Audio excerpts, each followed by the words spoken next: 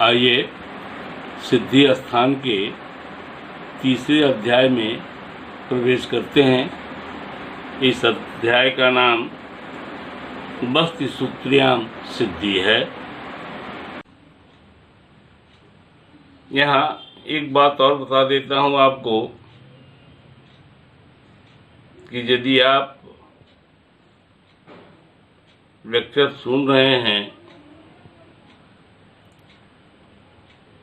श्लोक नंबर दिए जा रहे हैं, फिर अपने से भी पढ़ रहे हैं, तो मैं समझता हूँ कि सिद्धि स्थान में पंचकर्म से संबंधित कोई ऐसा प्रश्न नहीं है जो अछूता रह जाए।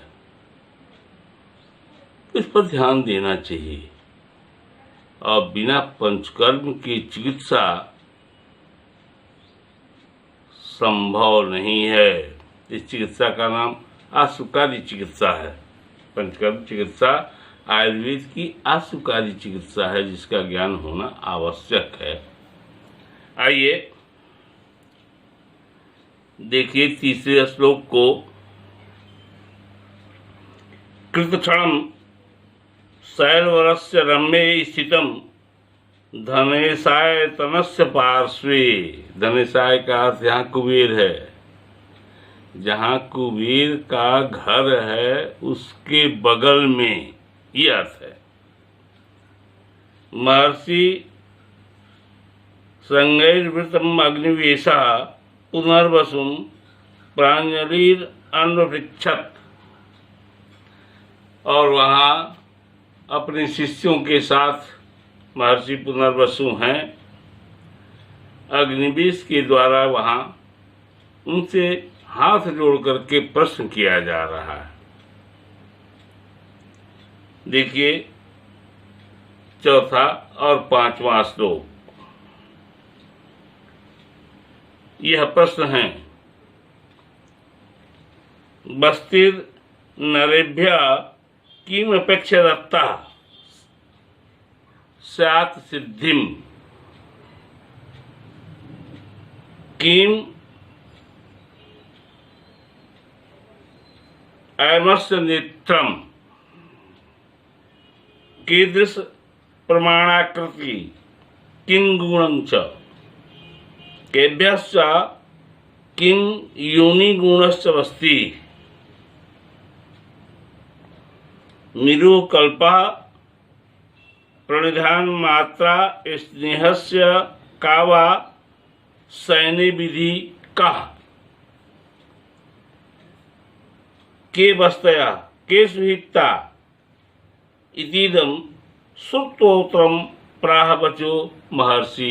इस प्रश्न को सुनने के बाद महर्षि ने कहा, लेकिन प्रश्न समझिए। यहाँ प्रश्न हुआ कि किन किन बातों की सावधानी रखकर रोगियों को दी गई बस्ती कार्यकर होती है या रोगहारक होती है। दूसरा प्रश्न है,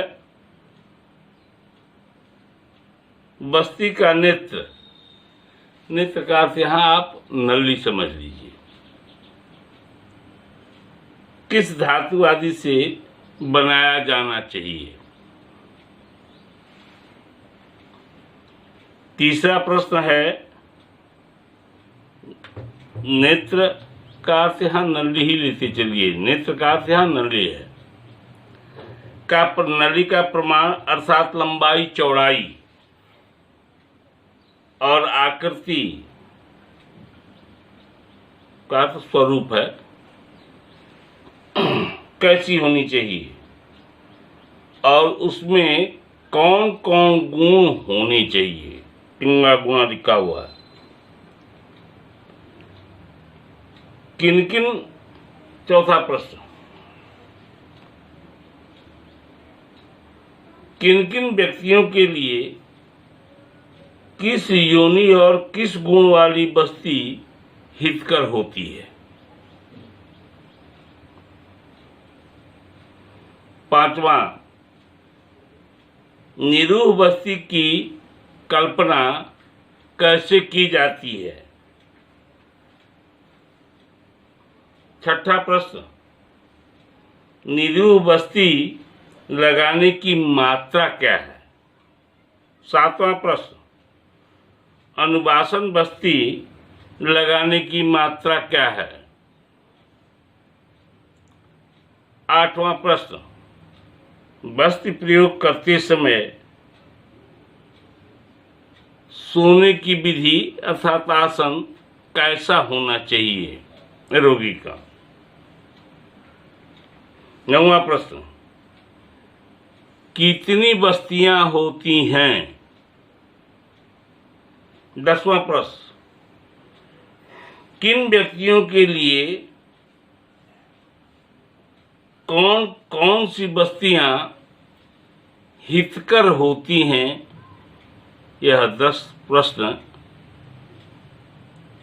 अग्निवेश के द्वारा किए गए और सुनने के पश्चात आचार्य पुनर्वसु इसका उत्तर दे रहे हैं। देखिए छठा श्लोक, समीक्ष्य दोष औषध देश काल सात्व अग्नि सत्वादि वयो बलानी बस्ती प्रयुक्तो नियतम गुणाय स्यात् सर्व कर्माणि च सिद्धिमन्ति। अर्थात दोष, औषध, देश, काल, सात्म्यता, समझ रहे हैं आप? पहले पार्ट में सात्विक को समझा है आपने। अग्नि, सत्व, यहाँ शारीरिक बल और मानसिक बल दोनों की बातें कही गई हैं। अर्थात वय, उम्र और बल की चर्चा की गई है। तो सत्व जहाँ लिखा गया है वहाँ शारीरिक बल, मानसिक बल, और बाद में जो बल आया है उसका अर्थ है शारीरिक बल। मन का दृढ़ होना चाहिए रोगी और शरीर से भी मजबूत हो। उम्र भी ऐसा हो जिसे बस्ती देने में कठिनाई नहीं हो। दूसरे प्रश्न का उत्तर 7वें श्लोक में दे रहे हैं आचार्य। कह रहे हैं कि सुवर्ण, रौप्य, त्रपु, ताम्र इति कांस्यास्थि शस्त्र द्रुम वेणुदंतई। इसका अर्थ है सोना, चांदी, त्रपु का अर्थ यहाँ रंगा है, तांबा, पीतल, कांसा, अस्थि, लोहा, लकड़ी, बांस, दांत, बड़े बड़े जानवरों के बड़े बड़े दांत होते हैं। उन दांतों का प्रयोग जंगली सूरों का दांत बड़ा बड़ा होता है और बड़ा अनुकूल होता है। वो ऐसा लगता है कि इसका नेत्र बनाया जा सकता है। नरकट, भैंस आदि का सिंह और मणि आदि के द्वारा किए गए नेत्र का निर्माण ऐसा हो जिसमें 3 कर्णिकाएं हों।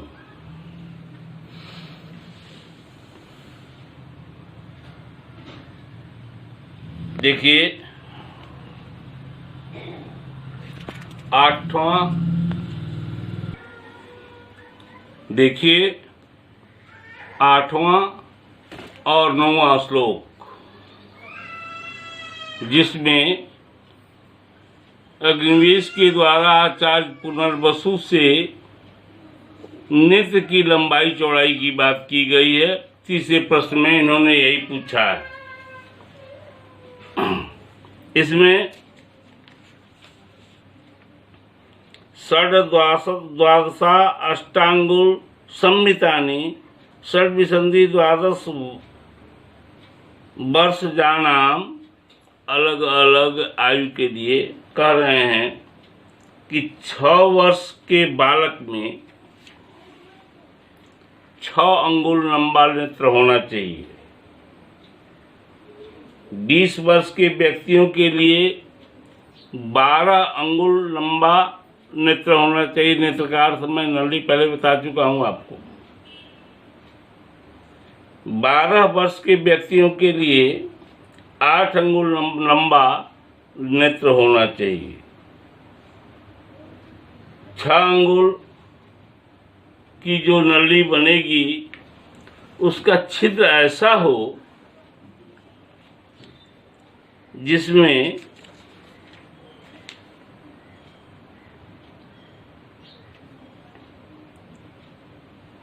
मुंह निकल जाए।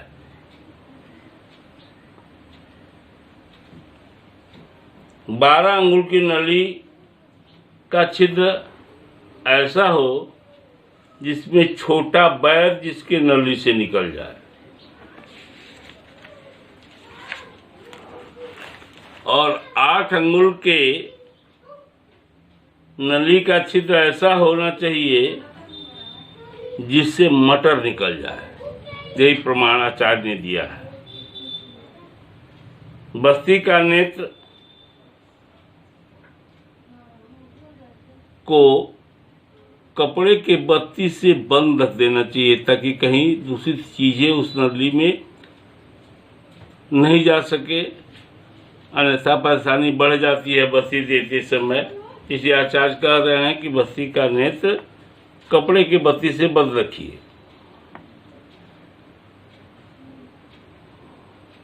रोगी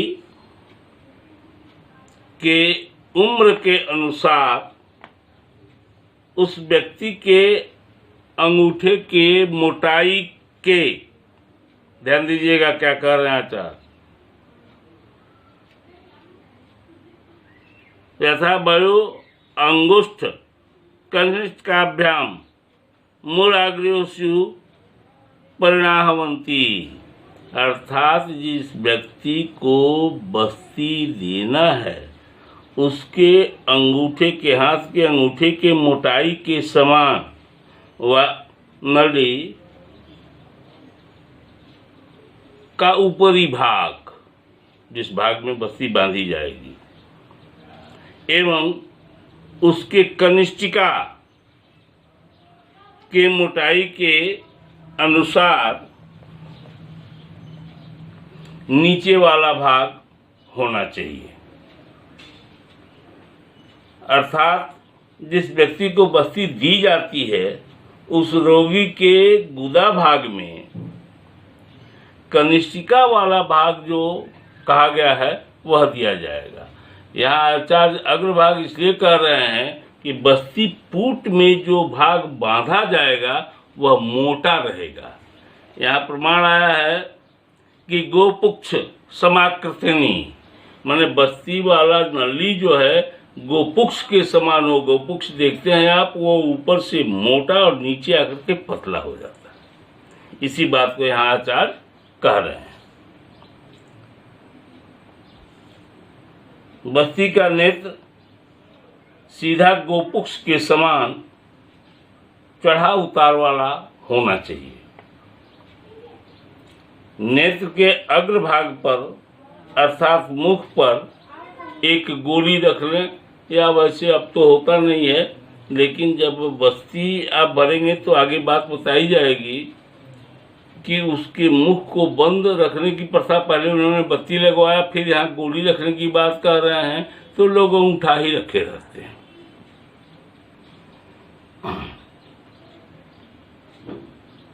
बस्ती पुट को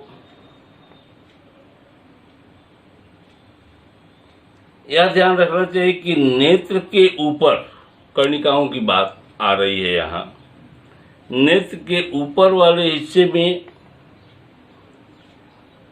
कान के आकार का चौथाई भाग में आगे की ओर एक कर्णिका बनानी चाहिए। और बस्ती पुट को बांधने के लिए नेत्र के मूल भाग में, नीचे वाले भाग में 2 कर्णिका बनाई जाती है। देखिए श्लोक 10वां और 11वां, इसमें चौथे प्रश्न का उत्तर दे रहे हैं आचार्य। जरार्गो महिष हारिणौ साक्षौ करो बस्तिर जस्य वापी। यहाँ सीधे सुन लीजिए कि बस्ती का अर्थ आप जानते हैं, बस्ती का अर्थ प्राणर है। उस आकार में वहाँ जो औषधियाँ बनेंगी उसी में रखी जाती हैं। तो एक पात्र ऐसा बनाया जाता है जिसको बस्ती कहते हैं। वह कैसे बनाया जाए, यह प्राचीन पद्धति थी। अब तो बिल्कुल कपड़े का ही प्रावधान है, जिसको यह भी आचार्य भी मान रहे हैं। यहाँ कह रहे हैं कि बूढ़े बैल, भैंस, हिरण या सुअर या बकरे की दृढ़ पतली सिरा रहित गंध रहित मतलब सूख गया हो, मृदु और शुद्ध बस्ती होनी चाहिए। मनुष्य के उम्र के अनुसार इनमें से किसी एक बस्ती को लेकर नली में अच्छी प्रकार डोरे से बांधना चाहिए।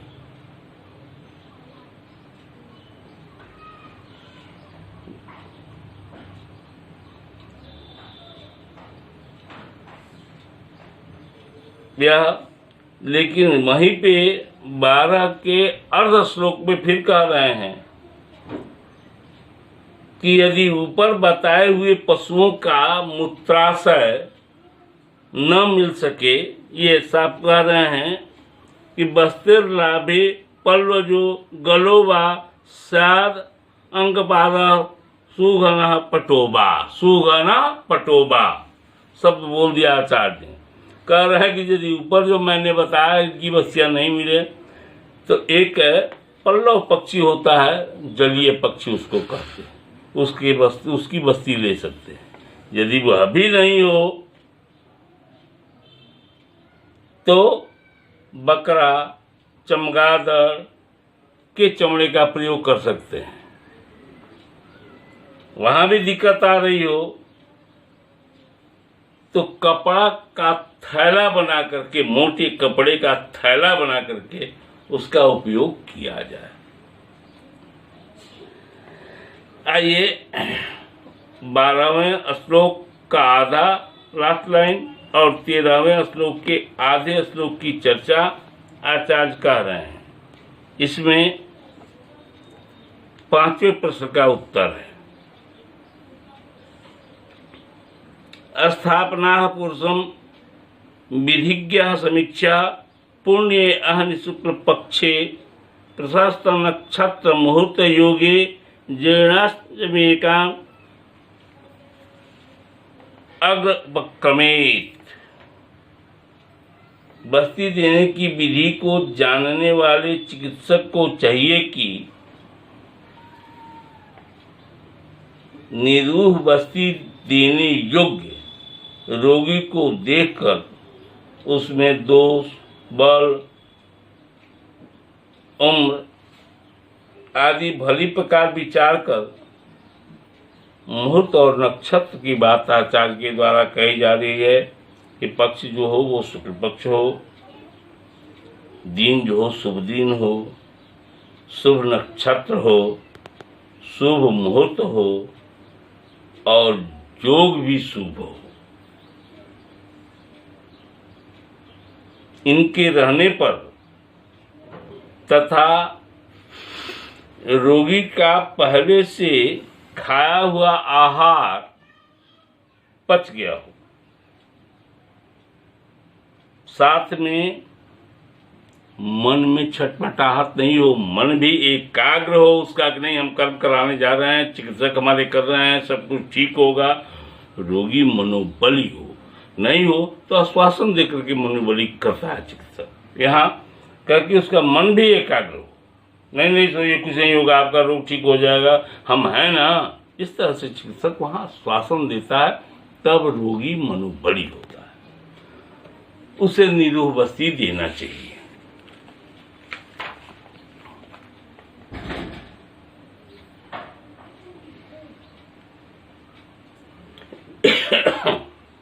आइए 13वें श्लोक से 19वें श्लोक में तक निरूह बस्ती बनाने से लेकर के शयन तक करने की विधि और देने की विधि तक बताई गई है। पहले इन्होंने औषध का नाम लिया, बलाम गुर्जिम त्रिफलाम सरास्राम द्वे पंचमूले च फलोन्मीतानि अष्टौ फलान्यर अर्धतुलाम च मांसाक्षागात पचेत अप्स चतुर्था शेषम। कह रहे हैं यहाँ कि बला, गुरुचि, आंवला, हरण, बहेरा, रासना, दोनों पंचमूल प्रत्येक एक एक फल ले लें। मदन फल की संख्या 8 बताई इन्होंने, और बकरे का मांस आधी तुला लेकर चौगुने जल में उसका क्वाथ बनाए।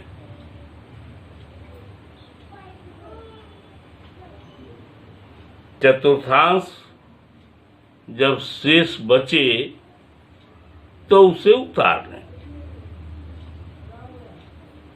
इसके बाद अजवाइन, मदन फल, बेल, कूट, बच, सौंफ, नागरमोथा, पिपली, प्रत्येक एक एक कस इनको कल्क बना करके रखें। इनको अलग से कल्क बना करके रखें। अब जब क्वाथ कुछ गर्म ही हो तब और गुड़, मधु, घृत, तेल इन्हें दोषानुसार उसमें मिला दें, मात्रा पूर्वक मिला दें, और तब इनका मिश्रण मथनी से मथें, इसको मथनी से मथें, ताकि कल्क और यह जो चूर्ण मिलाया गया है और जो क्वाथ आप बनाए हैं, छान करके निकाले हैं, उस क्वाथ को में ये सब मिलकर के एक रस हो जाए। इसको मथनी से मथने के बाद बस्ती में डाल दें। बस्ती में रखने के पश्चात नेत्र के मूल भाग को बस्ती के साथ भली प्रकार बांध दें। बांधने के लिए धागे का प्रयोग बताया गया था पहले आपको। औषध को इस प्रकार दबाएं, जब वो बांध लें तो यहाँ फिर आपको बताया जा रहा है, इस में कह रहे हैं आचार्य कि जो बस्ती हो वो बिल्कुल फूली हुई हो। और यहाँ आपको एक चीज याद रखना चाहिए, इंजेक्शन आप जब भरते हैं सिरिंज में मेडिसिन, उसके बाद प्रिक करने के पहले जो एयर निकालने की विधि आप करते हैं, ताकि किसी भी तरह से मस्कुलर हो या इंट्रावेनस हो, जो भी आप इंजेक्शन दे रहे हैं, किसी भी तरह से एयर उसमें नहीं चला जाए, यह रिस्क आप नहीं लेते हैं। और बाखूबी जानते हैं कि इनके उपद्रव क्या होते हैं। यहाँ भी आचार्य कह रहे हैं, सीधे सीधे मना कर रहे हैं कि आप उसको बस्ती ऐसा तैयार करें औषध भरने के बाद कि बस्ती पुट जो बनाए हैं कपड़े का, वह बिल्कुल सब तरफ से टाइट हो जाए। कहीं जहां भी ढीला रहेगा वहां एयर रह जाता है। इस बात को कह रहे हैं कि उसको ऐसा रखें, वो देने के समय फिर कहेंगे कि इसको दबा करके बस्ती नेत्र के मुंह तक ले जाएं, ताकि किसी भी प्रकार से गुदा में जब बस्ती जाए तो उसमें एयर नहीं रहे। ये समझा रहे हैं आचार्य। सीधे कह रहे हैं कि वायु किसी भी तरह से शेष नहीं रह जाए, और बस्ती के थैले में कहीं भी सिकुड़न रही तो दिक्कत हो जाएगी। जब आगे कह रहे हैं कि जब नली के ऊपर तक औसत भर जाए तब उसे अंगूठे से दबा देना चाहिए, जिससे बाहरी वायु प्रवेश फिर नहीं कर जाए। बस्ती खिसकेगी, नीचे की तरफ रहता है लोड, जब नीचे जाएगा तो ऊपर से वायु के प्रवेश की संभावना रहती है। इसलिए जो प्रेशर देकर के आपने बनाया वस्तुपुट को, वह बिल्कुल कंटिन्यू रहेगा तब तक जब तक बस्ती नहीं पड़ जाती, ताकि किसी भी तरह का एयर का रिस्क नहीं लेना है। यह बात आगे सावधानी कर रहे हैं कि बस्ती के थैले में नली को बांधते समय थोड़ा दौड़ निकाल देना चाहिए, यह भी एयर के लिए प्रिवेंशन है। इसके बाद वायु को बाहर बस्ती देने तक बिल्कुल उसी तरह से रखें। जिस व्यक्ति को बस्ती देना है उसका स्नेहन स्वेदन तो पहले आप कराए रहते हैं, आपको पता है कि पूर्व कर्म में आपको स्नेहन स्वेदन करा लेना है। उसको मल मूत्र के भी वेग आए हों तो रोगी को भेज देना चाहिए, इसलिए कि बस्ती देने के बाद ये वेग बड़े घातक हो जाते हैं, तुरंत औषधि बाहर आ जाती है। इसलिए मल मूत्र के भी वेग को पूछ लेना चाहिए रोगी से कि ऐसा कुछ महसूस तो नहीं कर रहे हैं, या ध्यान देना चाहिए कि जब भी रेक्टम के ऊपर कहीं भी आकर के मल अटकेगा तो बार बार विंड पास होता है, अब वह प्रेशर से औषध को निकाल के बाहर कर देगा। इसलिए यहाँ पूछना अनिवार्य होता है कि यदि रोगी को मलमूत्र त्याग करने की इच्छा है तो उसे भेज देना चाहिए कि मलमूत्र त्याग करके ही आए, तभी बस्ती दी जाए उसे। अधिक रोगी बुला लिया आपने कि बिना खाए पिए आना, थोड़ा बहुत यदि खा पी के आया, भोजन नहीं पचा तो क्या होता है आपने देख लिया उपद्रव। इसलिए जो भोजन करके रोगी आया हो वह भोजन पच गए हो, इसका भी ध्यान रखने के लिए आचार्य बता रहे हैं। बहुत भूख से पीड़ित नहीं हो, उसे आसन पर लिटाएं। आसन के बारे में कह रहे हैं आचार्य,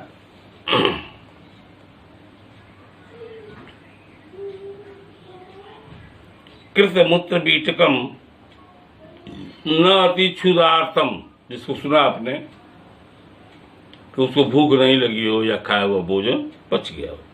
सैने मनुष्यम, रोगी को आसन पे सुला दीजिए।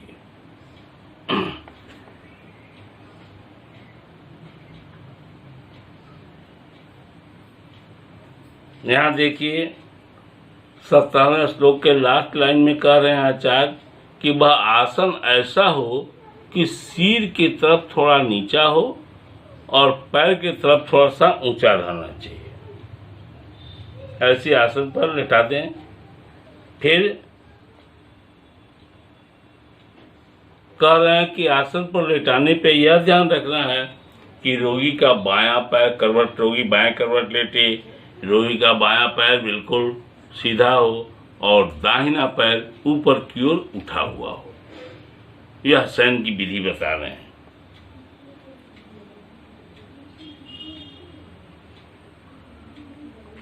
अब रोगी को बस्ती देना है तो बस्ती के अब गुदा भाग में थोड़ा स्नेह लगा दें।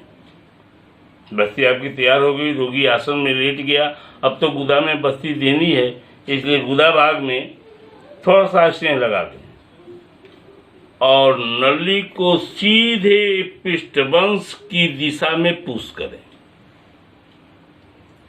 जहां टेढ़ा आपने किया तो क्या क्या होंगे वो आगे फिर चर्चा आएगी, मैं बताऊंगा, लेकिन उसमें गुदक्षत होने की संभावना ज्यादा होती है। इसलिए पृष्ठवंश की दिशा में ही नली को प्रविष्ट, गुदा में प्रविष्ट कराएं। और ध्यान रखना चाहिए कि बस्ती लगाते और देते समय चिकित्सक का हाथ कांपे नहीं। जब नली ठीक से प्रविष्ट हो जाए तो बस्ती को उसी प्रेशर से एक बार में औषधि को चढ़ा दें, नहीं कि थोड़ा सा चढ़ाए रुके, थोड़ा सा चढ़ाए रुके, नहीं, एक बार प्रेशर से सारी औषधियों को पास करा दें। और पूरी औषध जब चली जाए तो गुदा से नेत्र को बाहर निकाल लें। मुझे लगता है कि इतनी तैयारी आप करें। अब मैं 20वें श्लोक से आगे के व्याख्यान में चर्चा करूंगा। धन्यवाद।